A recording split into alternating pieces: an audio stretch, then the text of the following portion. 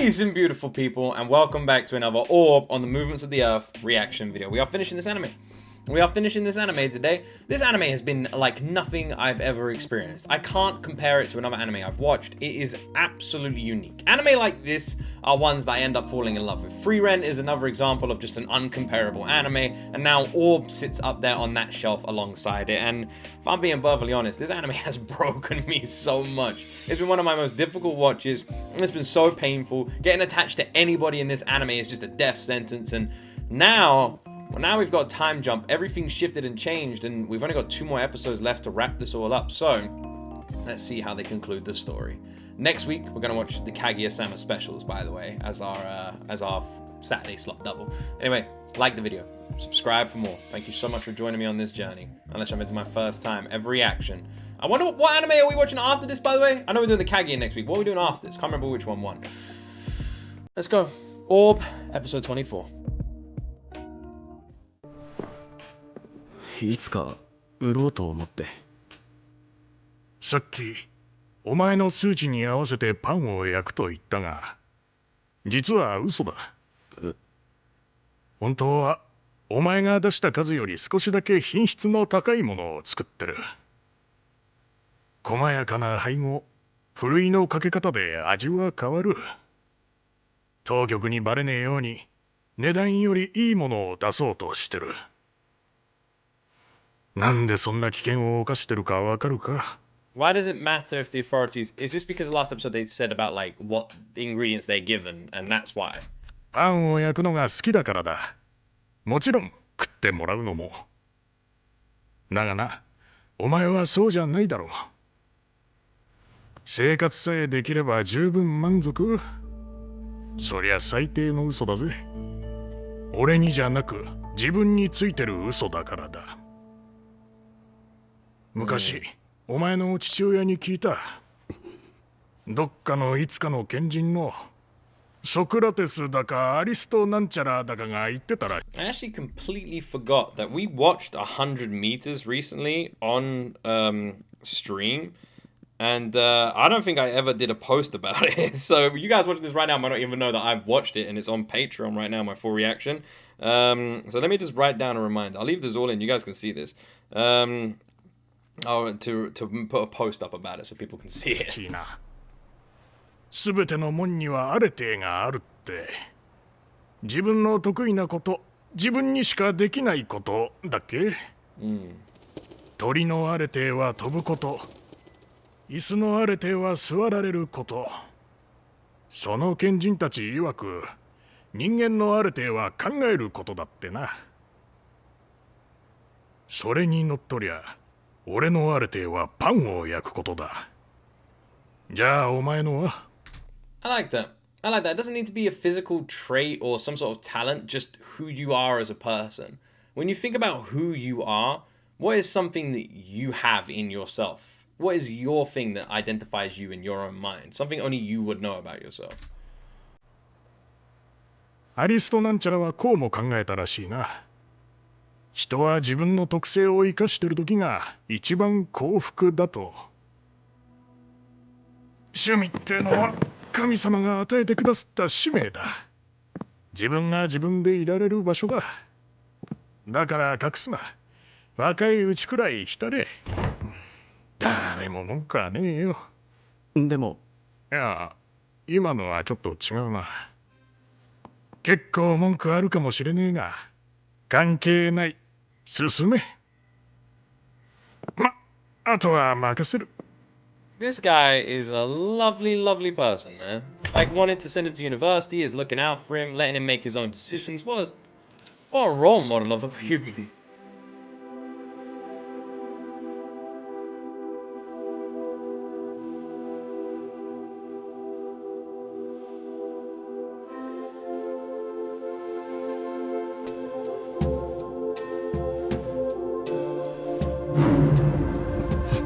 Well, this is beautifully done. Was that the baker? Did he imagine the baker dead, or was that someone else? It looked like the baker to me. Was that not the baker? Have a look.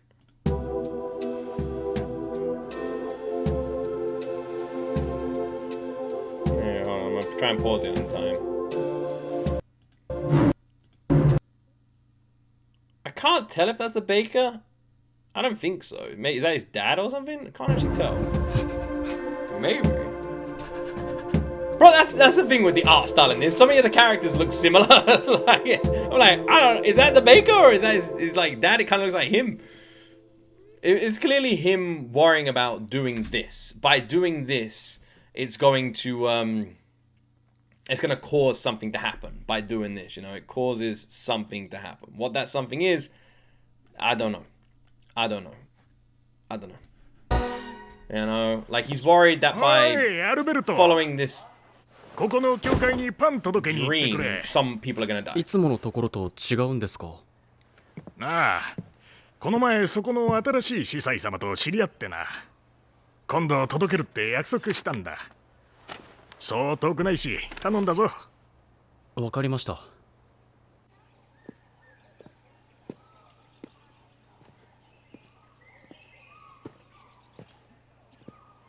ここか。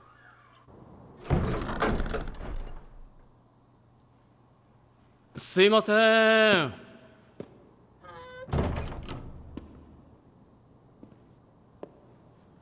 誰もいない。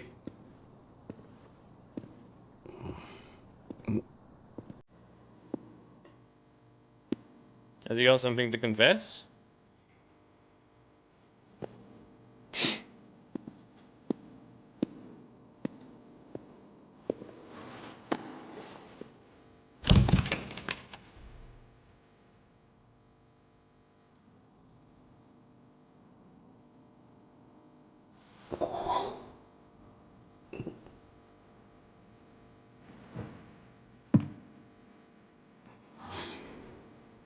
Maybe he does. ようこそ国会室へ。私はここの司祭。踏み入れたあなたの勇気を歓迎します。国会室。はい。その名の通り、悩める者の罪の告白を聞き入れ、神に取り次ぎ、許しと和解を与えます。いわゆる許しの筆跡ですか。でもこんな個室でやるの見たことないですが。Is the idea of confession that the priest can't see you, that you remain anonymous? Is that the idea? Because surely that's not the case. Isn't there like a way of looking at each other through the middle there? I'm basically trying to wonder, like is that supposed to, like not seeing each other supposed to, like, I don't know. Has anyone ever done a confession? Like, what was it like? What did you? Like, you don't have to tell me what you said, but like, what would you say? でも今後こういうのが流行ると思いま What's す。 like a small confession I can なん make? か軽いな。Yeah, he is a little bit. では罪を告白してください。いや、僕はここにパンを届けに来ただけで。遠慮せずに。 That's a crazy confession, bro. もしや私が信用できませんか？まあ顔も見てないし妙にグイグイ来るし正直全然信用はできないですが。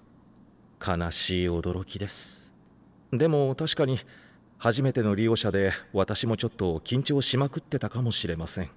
緊張しまくっ First てたのか。 visitor? Whatever? でもせっかくの機会です。何か一つくらい悩みがあったりしませんか？ Well, we know he does. まあ一つぐらい。何です？大学へ行けと言われたことですかね。 It's very scary. 行きたくないのですか？ええ。なぜ？聖書にも書いてあるでしょう。端的に言って知りたいって欲望はクソだ。そういうには何か訳が？忘れたいことです。じゃあパンを置いて帰ります。ではまだ忘れられてないということですね。どうでしょう。一人で言いにくいのなら後で私も誰にも打ち明けてない悩みを告白します。だからあなたも話してみては。時として語ることが何よりの慰めになる。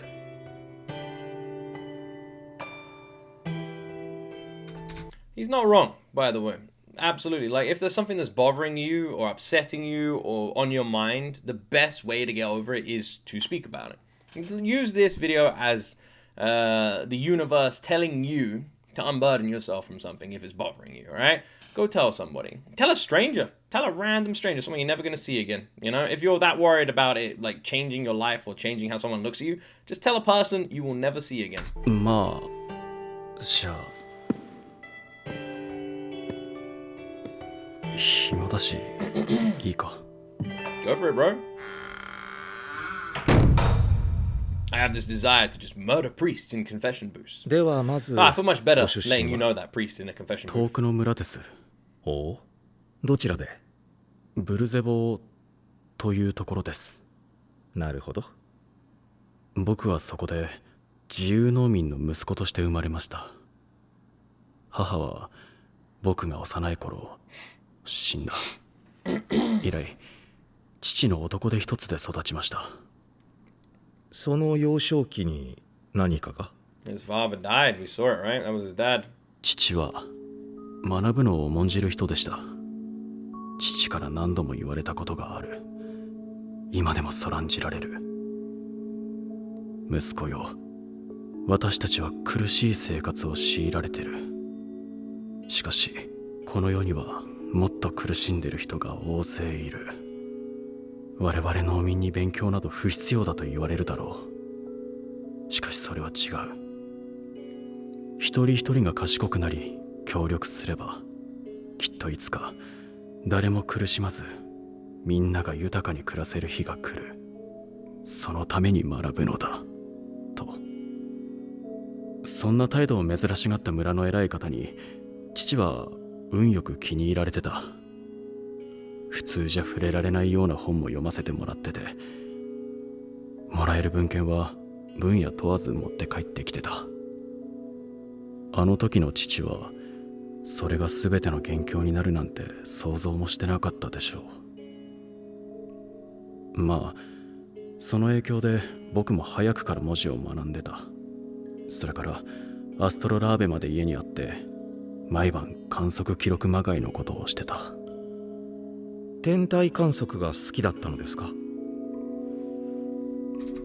I find it interesting with this series because there's times when I just feel like I don't need to say anything, you know, or like I don't want to say anything. It's one of those times. It's a weird series to react to because it does have moments of shock, but in general, it's an anime you just kind of listen to, you know, you just listen and observe. And I definitely feel like this is one of those anime that most people should watch. It feels like it's got really important 昔は core messages. あの頃は取りつかれたように夜空を見てた。飽きずにバカみたいに毎晩眺めてた。理由は説明できないけど、何か心が動く気がした。父さん、驚くべき発見をしました。Yeah, that was his 下 father. に、真上にずっと動かない星があるんです。そうか、それは北極星という星だ。北極星。では息子よ、その発見は何の役に立つ？え？例えばあの星は動かない。だから方角を知るとき非常に役立つ空の地図になる。Yep. このように発見は何かの役に立って初めて意味がある。そうでなければ無駄だ。常にそれを心がけるといい。しかしよく見つけたぞ息子よ。 Aww. よくやった。 Oh dear. Well, I'm gonna become completely detached from this because I already know he dies お because 前 we は literally 学ぶの saw は好 it. きか？はい、 So- 父さん。何が知りた Not い？ getting invested. 何って全部です。夜空を見るたびに驚くんです。なんで空に星がついてるのか、なんで夜だけ現れるのか、いくつあるのか、どこにあるのか、いつからあるのか、いつまであるのか、そもそも星って何なのか、山ほど知りたいです。ではなぜ知りたい？ I don't like how when it flashed back to his father just then, his father had his eyes shrouded in darkness, which is usually an implication in anime that a character's thoughts are negative. And the fact that his father is thinking that is worrying. それはわかりません。でも心で感じるんです。知りたいって。自分の欲望ということかな。息子よ、この先何かを学ぶとき、知りたいと感じたとき、これだけは覚えていてくれ。疑うのだ。You must doubt. 自分の知識も世界の常識も動機も方法も。探求心は歯止めが効かなくなる。世界を決定的に変えてしまう、取り返しのつかない怪物を作り出してしまうかもしれない。だからゆっくり疑って、人の役に立たない道なら止まるべきだ。それでも学びたいと願うなら、お前に特別に家庭教師をつけよう。本当ですか？ああ、これは誰にでも与えられるものじゃない。しっかり神に感謝しなさい。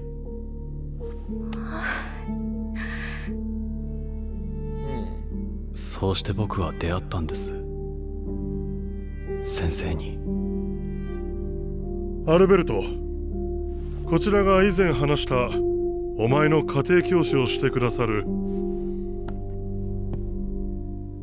ラファウ先生だ。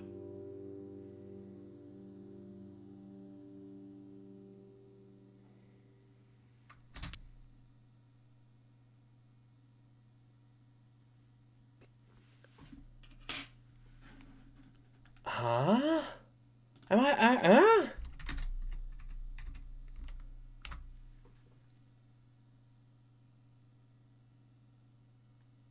Am I an idiot?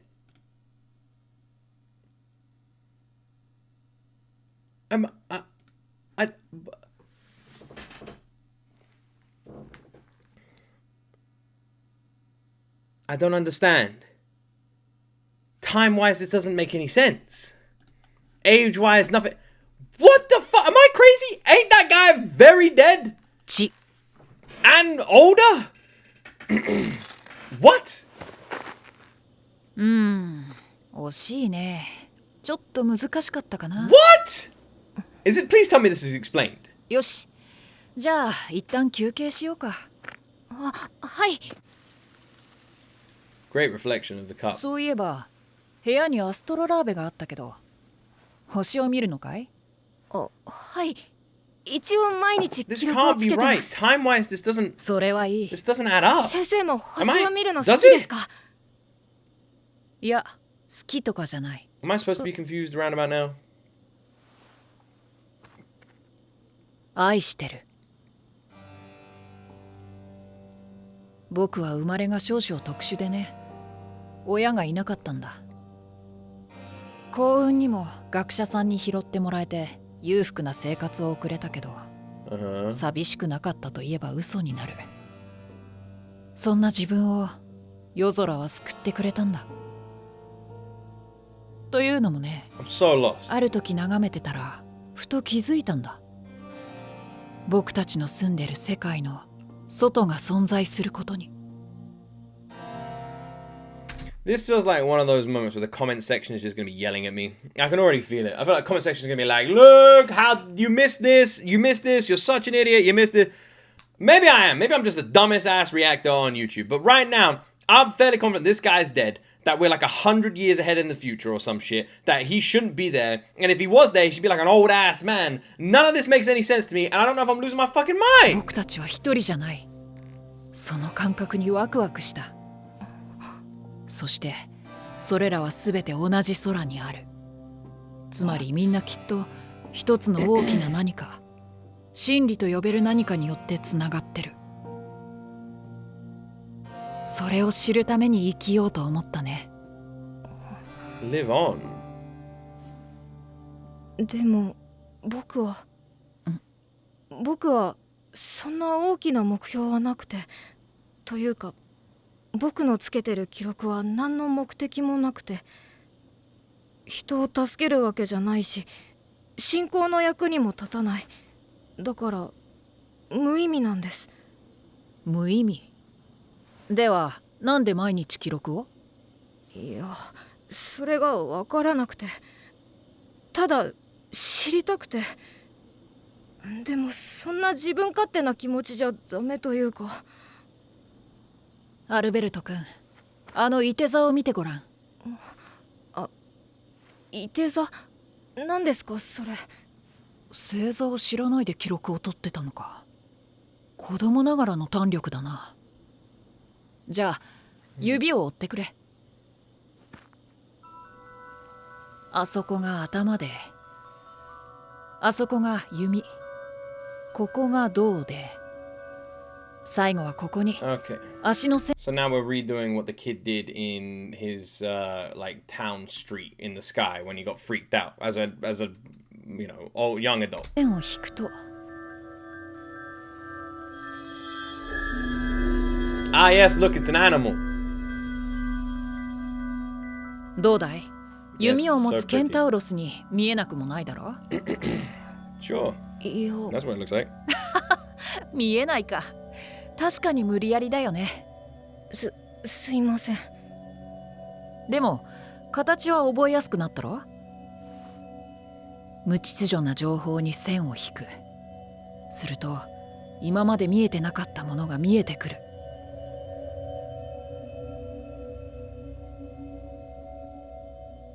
こんなことが起こせるなんて、僕らの理性はどうなってるんだろうね。遠い昔ギリシャで星座と神話が結びついた。それぞれの星座にさまざまな逸話があるけど、いて座はケンタウロス族の賢者ケイローンとされてる。賢者とは探求者だ。どんな苦難にも折れず、普遍的な真理に情熱的に迫ろうとする。 I'm loving the dialogue and conversations in this episode. I don't think it's going to make for the best reaction because I'm just sitting here and taking everything in. I don't really have much to comment on other than the fact that this motherfucker is somehow there. I'm so confused about that part. Other than that, I just think it's really beautiful. 君もその気持ちがわからないかい？夜空を見ると感じるだろう。タウマゼインを。タウマゼイン？ああ、それは古代の哲学者曰く知的探求の原始にある脅威。簡単に言い換えると、この世の美しさにしびれる肉体のこと、そしてその美しさに近づきたいと願う精神のこと。つまりと感じること。 This is really well done. Even the 神がこの music. 世界を作り、人はそれを知りたいと願った。これ以上に尊い欲望を僕は知らない。 This is something I've hit on before as well, is the fact that it's not like they're going against God. They just want to they want to perfect God, you know? Like I said, it almost feels more religious than the church's beliefs in the past anyway. Now I don't know where the fuck we're going. この成功のためだったらどんなことも厭わない。たとえそれが命だったとしても。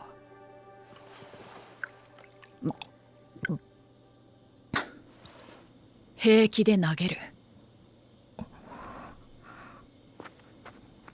君は悩んでると言ったね。自分のやってることが何の役に立つかわからない。そして自分がただ漠然と知りたいと思ってることが無意味だともダメだとも言った。それに対して僕は今から極めて不適切な発言をするけど、知の探求が人や社会の役に立たなければいけないなんて発想はクソだ。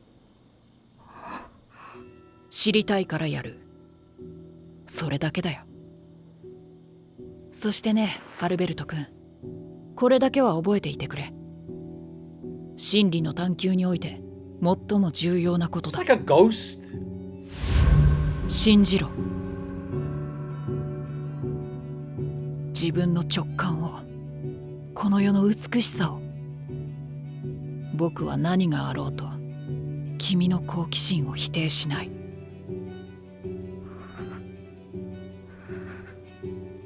話しすぎたね。さあ次の勉強に移ろう。次は代数だったかな。星座って他にもあるんですか？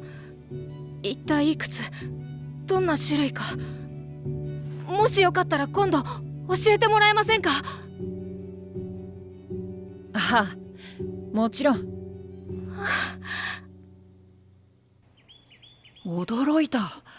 いや、ずいぶん上達してきたね。Am I being stupid? I apologize. People must be yelling at me like in the damn reactions. But this is him. This is our boy. I've just googled his name. That is him. He is definitely dead.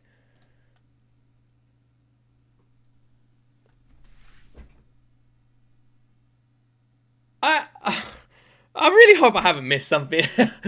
I really hope I haven't. I hope people are like, yeah, Luke, don't worry, you're supposed to be confused. I hope that's it. I don't want to read the comments. People are like, Luke, you're such an idiot. Please go easy on me, guys. I am stupid. Go easy on me. 目覚ましいよ。旧石法までお手の物じゃないか。どうも。何かきっかけが？ Something changed. いや、なんというか、先生の話を聞いて、 Is he like a ghost? 数の操り方を知れば宇宙の神秘にまで迫れると知って、そう考えたらがぜんやる気が出てきたというか。素晴らしい。実はね、明日ちょっとした集まりがあるんだ。同じ志を持った者が集う。会の信条は真理の自由な探求だ。そこでは分野を問わずさまざまな議論や意見交換が行われる。大声では言えないような危険な思考実験も提案できる。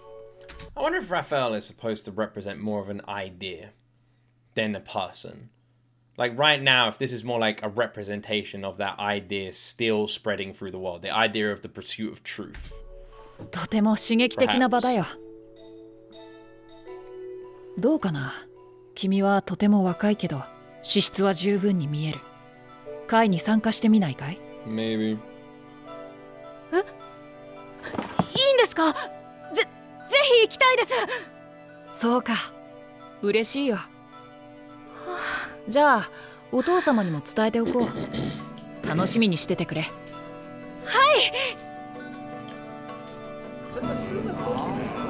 ここは。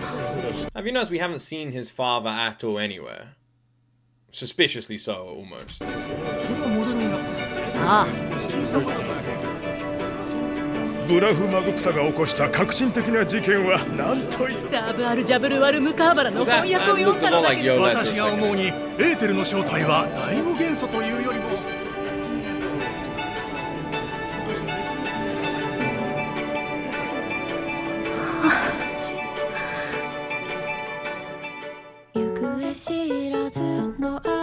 Am I insane there? Or when they first entered that room, was the person on the left not Yoletta? Yolenta? I mean, it looked a tons like Yolenta. It won't let me get a ブラ good フ picture. マグプタが起こした It won't let me get a good picture, for fuck's sake. This stupid ass piece of won't let me just like see them. I'm trying to like go back and look now, but it's not just letting me look. The one on the right, when like we came into the room. Just a blonde woman in a hood, maybe, I don't know. What the fuck is this then? Alright, so you're telling me that Raphael is back from the fucking dead, teleports his ass to the future, somehow aged about 5 years and nothing else, and is not dead, is this random kid's teacher, but also in a different place, because what is it, the Kingdom of P now are in Poland or something? So not only has gone to another country, but has somehow like not aged and somehow isn't dead and is now this kid's teacher and has taken the kid to a meeting of all these people. I don't get it. My only theory is that this must be a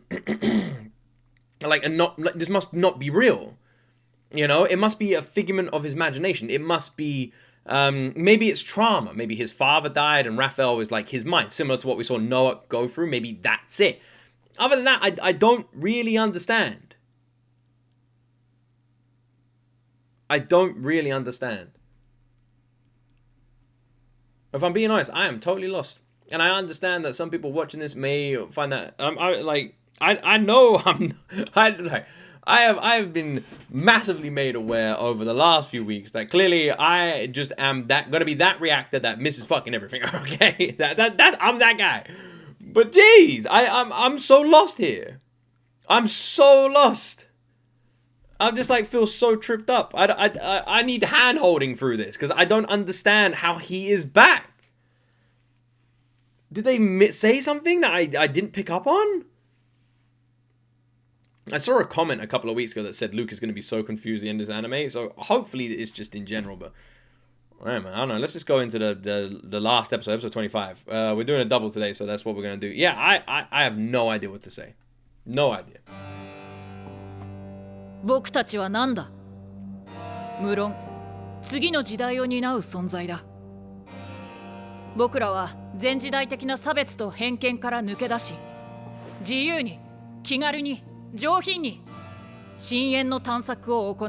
Something feels off here, like the fact that 一人の仲間が加わった。 Albert's like アルベルト君だ。歓迎するぜ。僕が家庭教師をさせてもらってるが、彼の明晰ぶりには驚くよ。まるでこの少年の中には手だれの論理学者が入ってるかのようだ。だけどそれより注視すべきはその好奇心の強さだ。学術の未来においてこれこそが何より重要な才能だ。というのも僕は今恐れているんだ。もしかしたら今後真理は発見されるものではなく作られるものという見方がある種前提になるかもしれない。過去の書物や遺国を見ると I was kind of wondering if the room was going to be filled with ghosts. That's what I would thought. That's why I was like wondering if that was Yolenta standing there, but it wasn't. It's just some random woman with a hood. And the room isn't full of ghosts, and they seem like genuine people. My confusion is more around the fact that Albert is here. Like, why is he included as a child? And I understand Raphael said his brain is great and that sort of stuff, but still seems like a big thing for a kid to be part of. それぞれに違う歴史や文化、信仰がある。今はまだ情報が少ないけど、この先さらに自分たち以外とつながれば、真理さえ相対的であるとみなされていくだろう。そうなれば人の心から絶対不変の真理という理念に対する畏怖や崇拝が薄れていく。そして全ての研究活動は専門化して知の相対に触れたいという崇高な欲望、つまり好奇心は馬鹿げた不要なものとして抱きされるかもしれない。Interesting. そうなるのは何というか僕は寂しいよ。The idea of everything becoming narrow like it actually is today. 信じてる。ここにいる君らを。I mean, that's literally it, isn't it? Bang on. I mean, it's easy to predict when you're an author writing this in the future, though, you know, but it's true. It's absolutely true. That is how knowledge was and how knowledge is. その好奇心を。Or learning. 君らと新しく入った少年の好奇心に乾杯。 Come by. Have a drink, Albert. Get hammered, bro. We're gonna watch the opening, I think.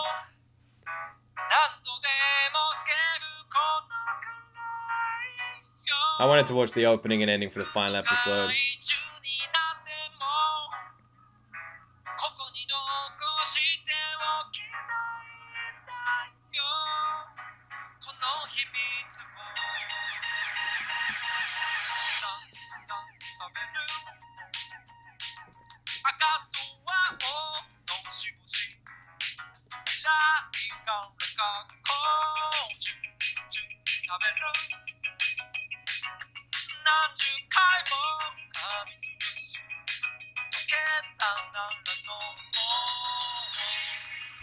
All of these people who shaped the movement of the earth. All of these people. All of it put inside a chest which got lost. Knowledge in the book and everything dying with them. But it shows that the curiosity of humanity, despite everything, still persists.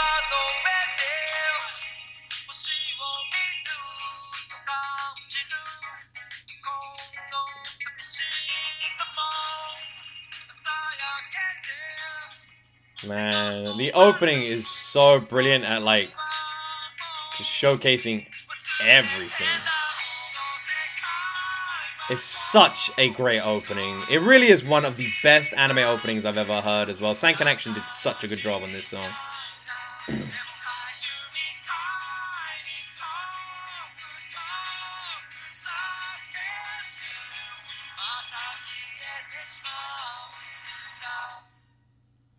Truly one of the best openings I've ever heard.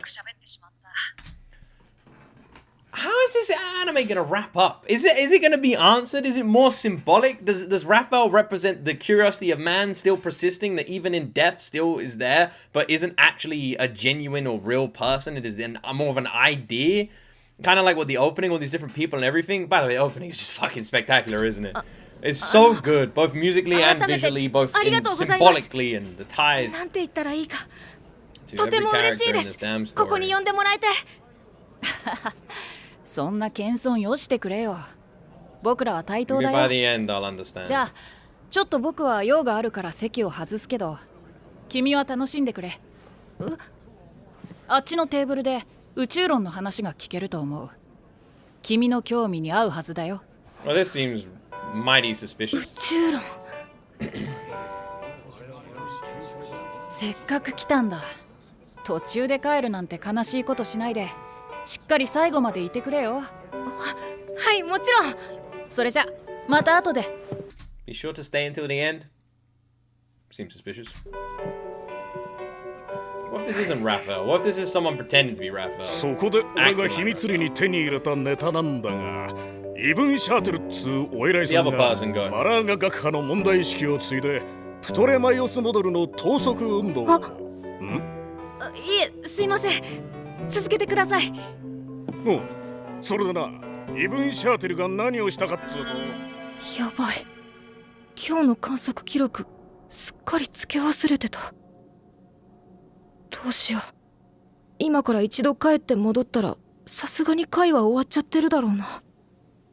けど今日は特別な日だし、一日くらい記録つけなくても問題ないか。少し違う捉え方なんだが。ちょっと帰ります。今日はありがとうございました。また来いよ。はい、失礼します。Does he need to go home to do the observation? Is the observation of Star? Can it not be done from any angle? I love how they portray the night sky in this anime, man. Like, it just looks gorgeous. I've only ever seen a night sky like that once in my entire life. Literally like that. And that was in a desert in Egypt. 運が良ければ、I live now in 父さんに馬を出してもらってすぐ戻れるかも。そうすれば会はまだ。Wonder if this is when. ただいま。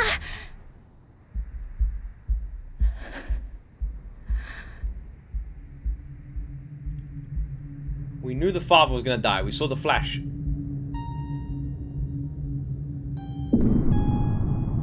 I'm confused.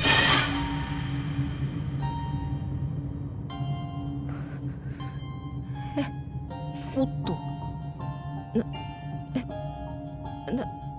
何して。いや、まったく面倒なことになったな。君の気持ちはわかる。混乱してるよね。I've been very でも confused. まずは冷静になってほしい。理性的に対応すればこの状況も飲み込めるはずだ。君ならできる。You've just killed this kid's father. He's come home and we're like, remain calm. We can deal with this rationally.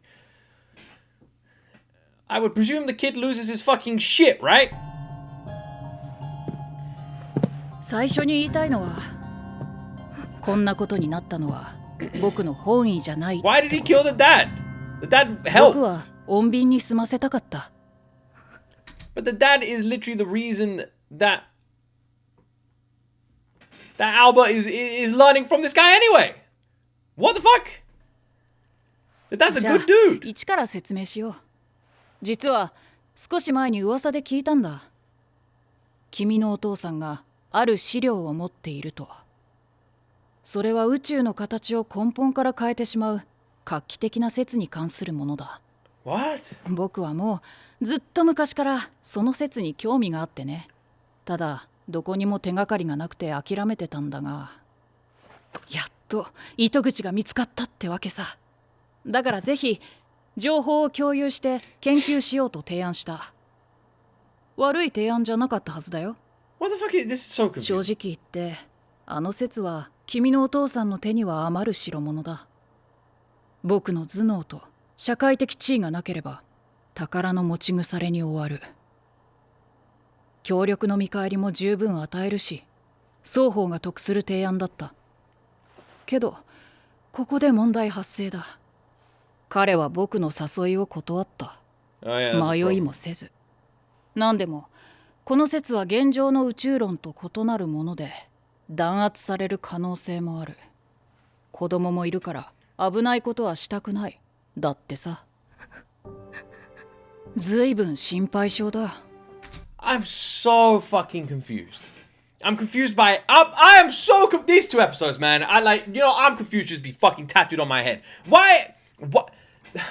Why is any of this happening? Why is any of this happening? Why is the dead and the ghost of Raphael killed him, and the kid is just standing there? 弾圧の危険なんて What the 政治次 fuck? 第でいくらでも避けられる。なのに聞く耳を持たない。いや、それだけならまだいい。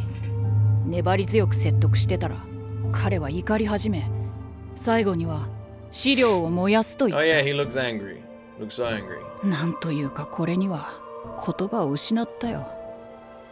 知だの学びだの言っておいて、所詮保身に走る俗物だったわけだ。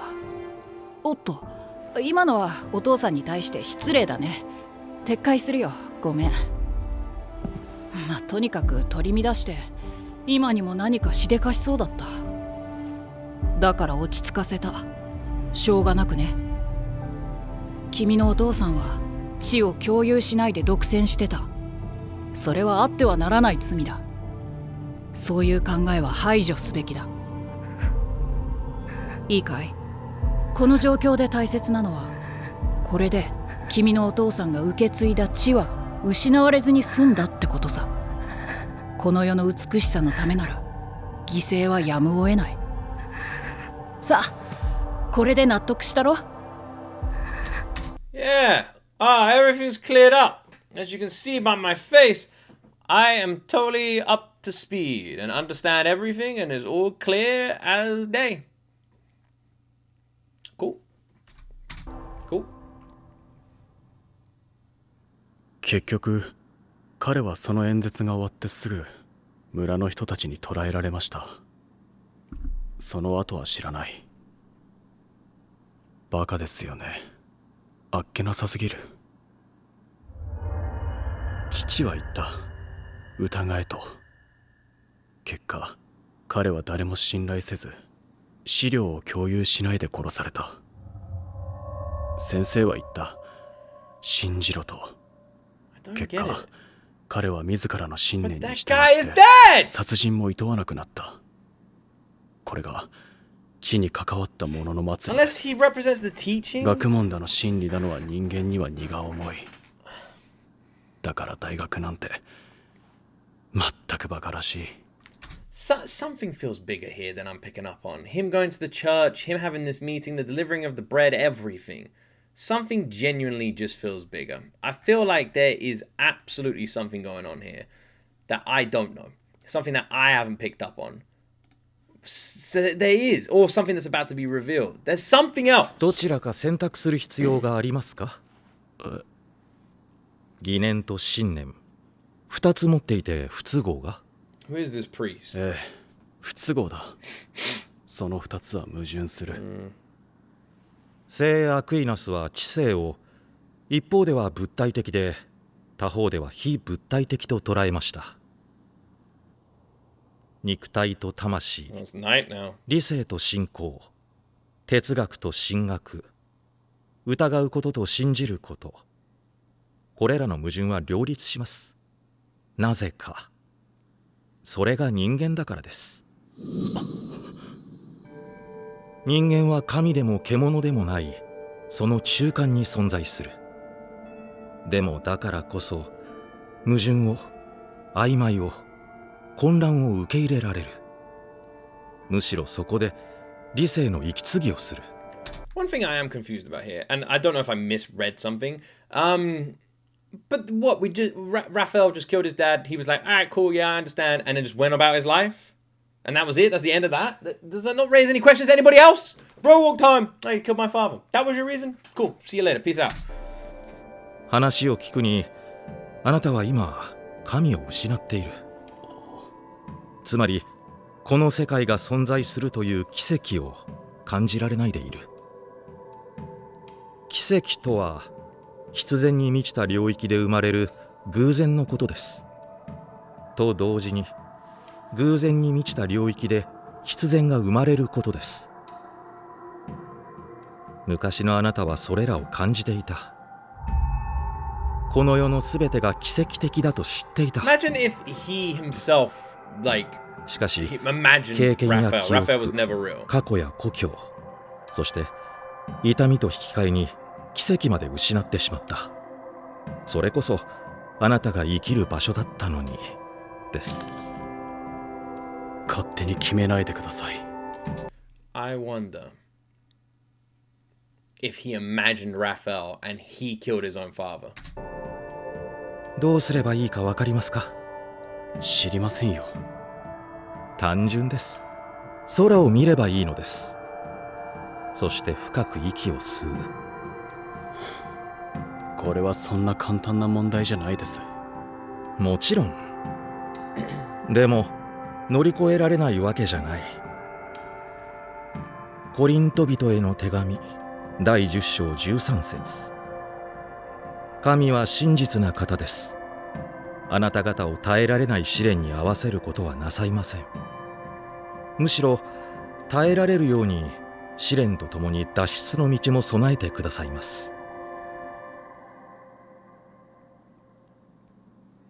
では、あなたが勇気を出してくださったので、私も人には言えない悩みを告白します。He's gonna confess his own secret. それは、 I killed your father. Ha! It was me. 私が昔、 And then I 友 also 人を見殺しにしたことです。発端は、友人がある仕事で重大な違反を犯してしまったんです。 What the hell is this? 取り返しのつかないことをした。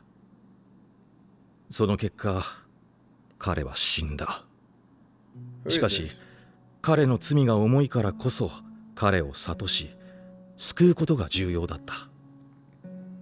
あの時どうするのが正解だったのか、答えは出ていません。今後も出るか分かりません。しかし、一つだけはっきりしてるのは、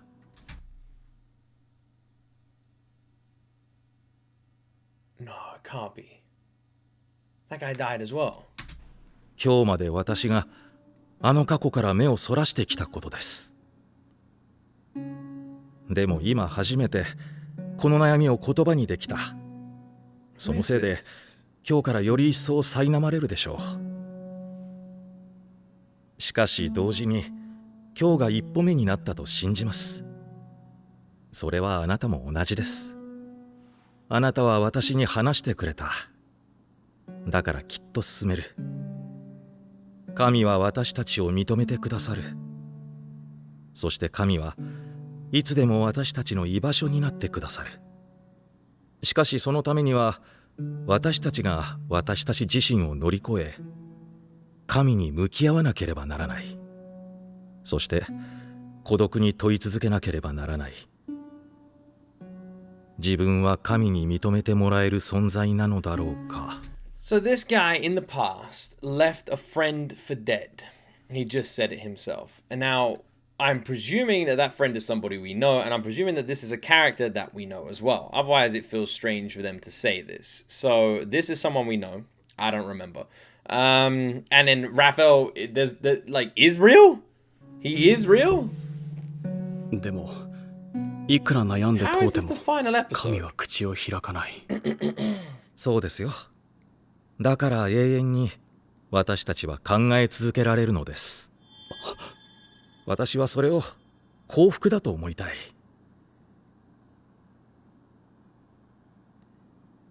では最後に一つ質問です。 Why did that click with him? 効果を捧げればパンを得られる。税を捧げれば権利を得られる。労働を捧げれば報酬を得られる。なら一体何を捧げれば To attain peace. この世のすべてを知れ Attain る truth. と思いますか？ Everything. I don't think I've ever been so lost watching an anime in my life. 何のため I に really wish I was smarter. この世で再び生きるために。 I imagine that this is more symbolic than anything else, and I'm just not picking up on the symbolism here. そ Because こで I'm 大 just 学 so へ used 行 to くの things は being 一 literal. つの道だと思いますよ。では、神のご加護を。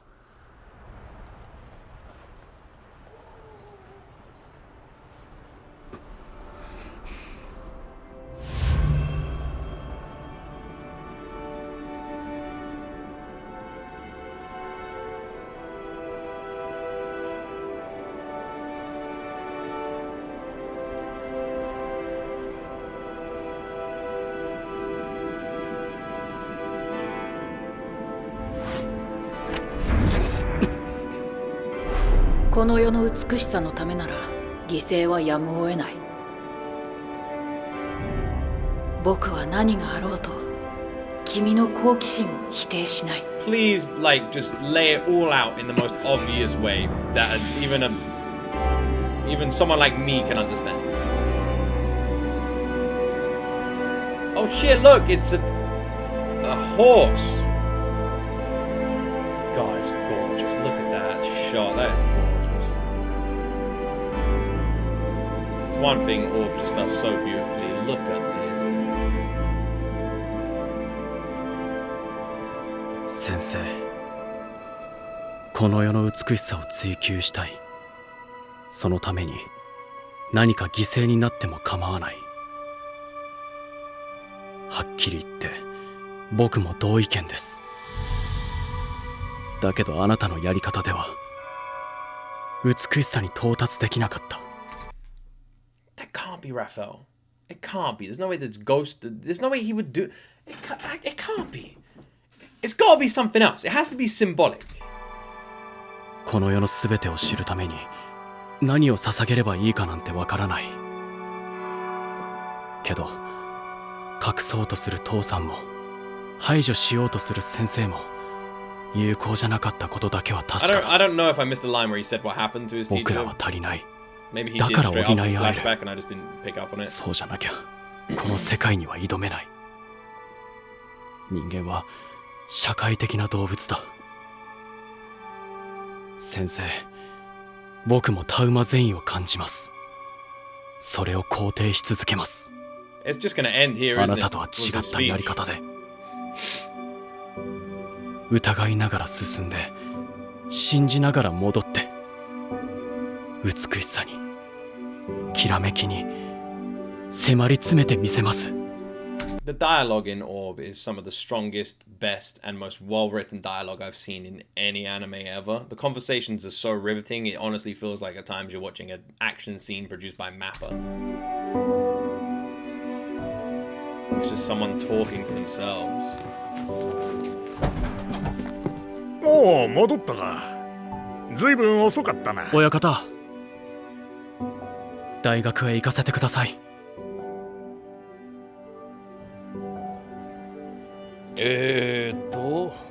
君が入学希望者のアルベルト君だっけ？はい。じゃあここにサインして。 Depending on how this ends, I'm gonna have very conflicting and probably controversial opinions. Because right now, in the back of my mind, I'm already thinking how I'm gonna ア feel ル about ベル this. ト・ブルゼフスキ？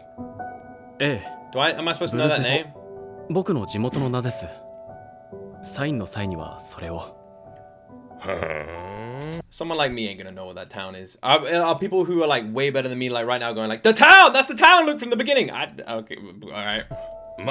なんでもいいけど。じゃあ明日から好きな I'm gonna need to watch a video that says like, the ending of Orb explained for dummies 101.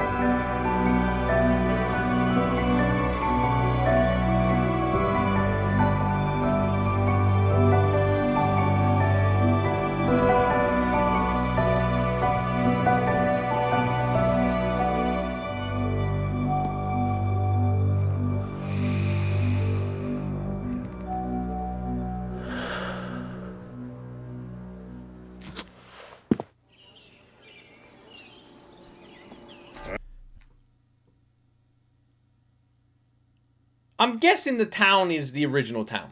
That's all I can think of, right? Otherwise, why would they make a point of that? That's my prediction here. No one we know had a family, though. Is he supposed to be a descendant of somebody? 郵便うちにはい、ポトツキさん宛てに。ポトツキいやそんな名前の人全然知らないよでも住所は間違いなくここなんですが。確かにそう書いてあるけどでもなもしかしたら But I thought the book... 前ここに住んでた人とかかな Did the book... だってこんなの身に覚えないよ権利書以下の著作物が出版された際利益の1割を贈与しますなんて気持ち悪いしかしこの本ってやつの題名もなんだ地球の運動についてって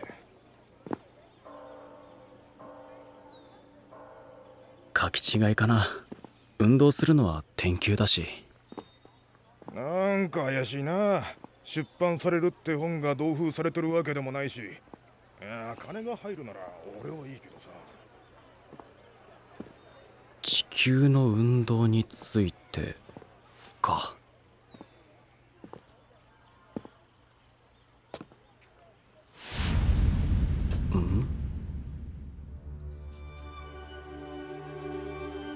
1468年アルベルト・ブルゼフスキは23歳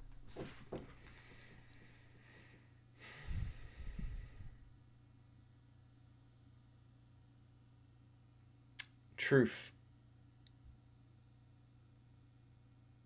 By walking past, hearing that. Truth. I don't even know if the book was published. I don't know if the book lived. But that one letter made it that the seed of truth passed で on. クラクフ大学に入学後に同大学で20年にわたり教員として働く大学では主に数学と自然哲学を教えたその際従来の天動説一般に対して疑念を示すような講義を行ったが結論は保留した And that Albert would turn out to be Albert 当時の天 Einstein. 文学の教科書惑星の新理論への注釈書を書き同書は大学で広く学び続けられた1491年彼の注釈書で天文を学んだ同大学の生徒の一人にコペルニクスという名の青年がいた Copernicus, it's all true. This is all true.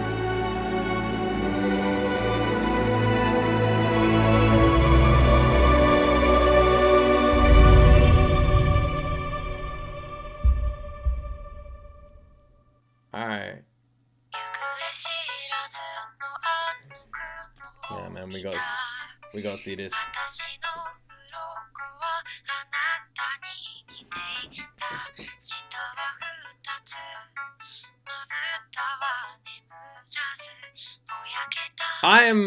I'll be honest. I'll be honest.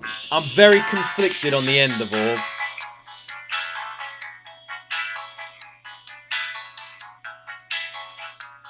I think a lot of this has gone over my head. And honestly, I tried to pay more attention than I ever do. I barely did any commentary. I wanted to take everything in to properly get the ending. I just sat here watching, and I feel like things were just bouncing off my head.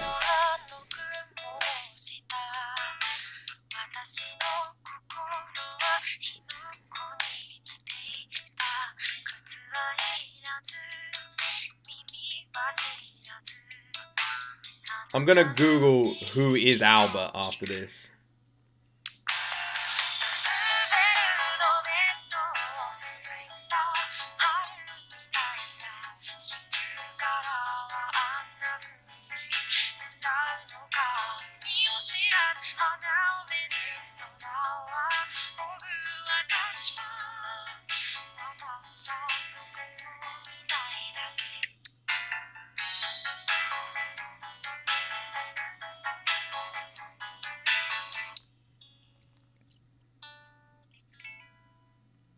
So, let me get this straight with the finale of Orb on the Movements of the Earth. Let me know, like I said, I am I'm conflicted, and that is the truth. I'm not gonna sugarcoat it. I am conflicted right here. So, from what I understand, this is how this anime wrapped up, okay?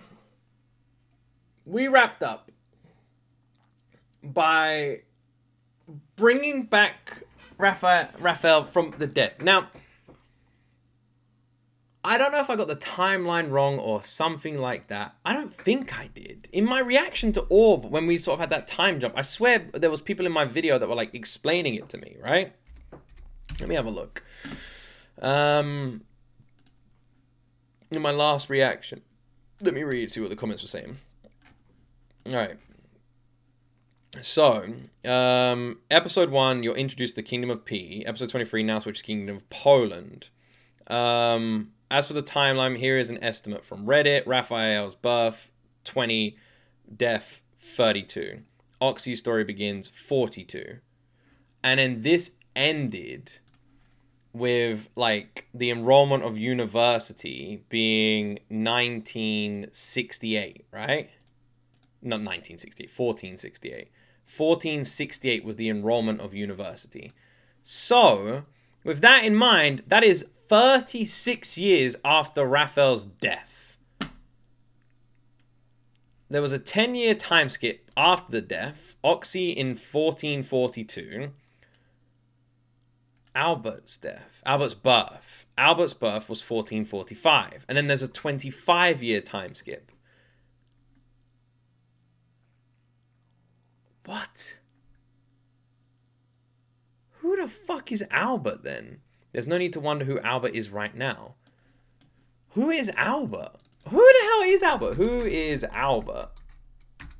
Orb. Do people know? Do people know? Is it like a famous person? Albert Brudzinski or whatever is a real 15th century Polish astronomer and professor at the... Oh! Albert wasn't supposed to be a character that we knew.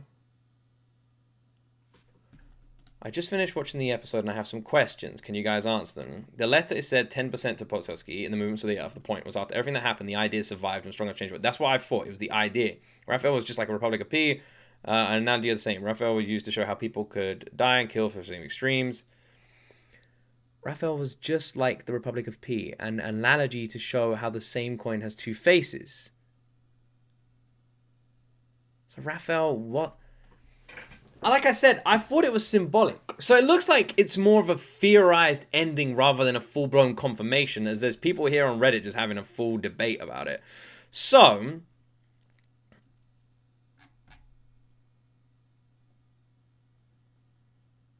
The one thing that is strange is the date of the letter being sent then. That's confusing too, because if Albert was born a year after Yolenta, or fake Yolenta.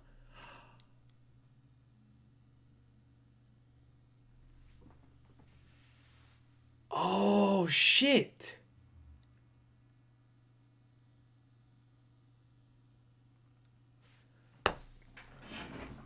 Yolenta sent the letter as she died. The letter that we saw. The letter that went away with the pigeon. That wasn't just Yolenta. That was Draka. That letter... Wait, no. That was a different letter. But either way, the letter was sent, and then just as Albert is walking past the house, the idea is there. The truth passed on. That one moment was the rebirth of every ideology that the characters up until that moment had died for, that the book had been burned for, everything. That was the handing over. Which in a way you could argue, well, that means the whole anime is pointless. But no, it's the complete opposite. Because even though those characters died, they managed to have the tiniest ember of a flame that they were able to pass on and light a candle with. It was that simple. Everything that every character up until this moment did, everything they achieved, everything that they fought for, everything was enough to light the tiniest flame that sparked an idea that handed over the truth to Albert, who carried that on, who became a teacher, who taught others. And then that idea birthed into what we know now. Raphael was not literal. Raphael was figurative. It was a very confusing way for a simpleton like me to showcase an idea. But that's what it's supposed to be, the two extremes of something. How someone is going to do anything to achieve it. And the fact that, in the end, Albert, seeing both sides, was like, I don't agree with this, and I don't agree with this. Both elements have merit. I'll find somewhere in the middle. And that was what Albert did. The weird thing was how they showcased Raphael killing the father and all this sort of stuff, because that just makes it all confusing. Like, if Raphael wasn't real and was more of an idea, then who did kill the father? And if Raphael was real, who didn't kill the father, you know? Like, what happened there? That's something I find very curious too. I don't know. Super interesting though. Well, I guess that's where my reaction to Orb ends. This has been an absolutely exceptional anime in so many ways, and it's blown my mind in so many ways and confused me in so many ways, and I love how it ended. I wasn't sure I was going to like it, but when everything started clicking, the idea of everything these characters went through for all of these episodes, and it seeming like they failed, the idea dying with them, and then the fact that the same year that the freaking Albert was introduced, that everyone died, and the pigeon just goes to the house, and it becomes reality, and every bit of fiction that we saw before then shapes into the real reality, the real world, and that idea of truth is handed over to Albert. The tiniest ember of a flame. He just happened to walk past the house, and it was able to light that spark. Let me know if I missed anything, which I probably did. Let me know what I got wrong. Let me know your theories. And thank you so much for watching this anime with me. I know my reaction's been a little bit confusing and jumbled, and I struggled, but I hope you guys managed to enjoy it anyway. Thank you so much for watching. Don't forget to like. Don't forget to subscribe. And that is it for me, my friends. As always, you will see me in the next video.